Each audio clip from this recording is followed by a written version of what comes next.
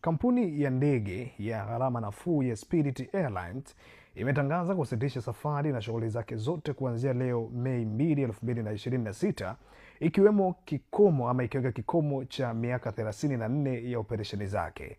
Hatua hiyo imekuja baada ya kushindikana kwa makubaliano ya uongozi ya dola milioni 500 yaliyokuwa yakijadiliwa na serikali ya Marekani, yaani Trump administration, na wadai wa kampuni hiyo.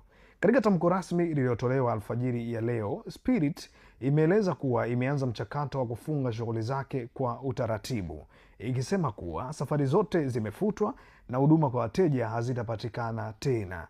Hii ni kwa mara ya kwanza kwa washirika kubwa la ndege la Marekani kufungwa tangu Midway Airlines ilipofanya hivyo mwaka 2001 baada ya mashambulizi ya Septemba 11.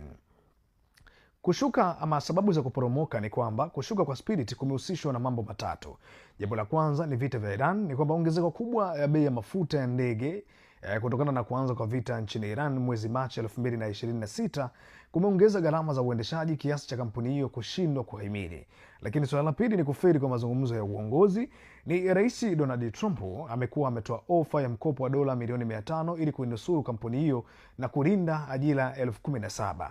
Lakini wadai walitaka masharti ya serikali yaliyotaka serikali kuwa na umiliki wa 90% ya hisa yalikuwa yamekataa. Lakini historia ya madeni ni kwamba Spirit imekuwa ikipambana na hasara tangu janga la Uviko 19, ikishindwa kukamilisha muungano wa JetBlue mwaka 2024 na kufilisika kisheria mara 2 ndani ya miaka miwili. Lakini kufungwa kwa Spirit kumeacha maelfu ya wasafiri wakiwa wamekwama katika viwanja mbalimbali vya ndege nchini Marekani na nchi za Caribbean. Mashirika mengine ya ndege yameanza kutoa nauli za uokozi kusaidia abiria waliokuwa na tiketi za Spirit, huku wafanyakazi wapatao 17,000 wakikabiliwa na upoteaji wa ajira. Rais Trump akizungumza kabla ya kuondoka kuelekea Florida siku ya jana, alisema kuwa alijaribu kutoa ofa ya mwisho ili kuokoa shirika hilo, lakini wadai hawakuwa tayari. Akaongezea kuwa nilitaka kuokoa ajira hizo, lakini lazima tufanye mkataba mzuri kwa walipa kodi wa Marekani.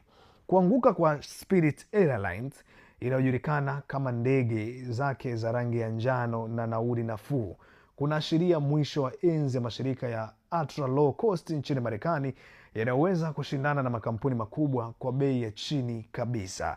Swali ni je, ni namna gani watu wataweza kushinda vita hii kwa hivi sasa dhidi ya janga la kupanda kwa bei ya mafuta?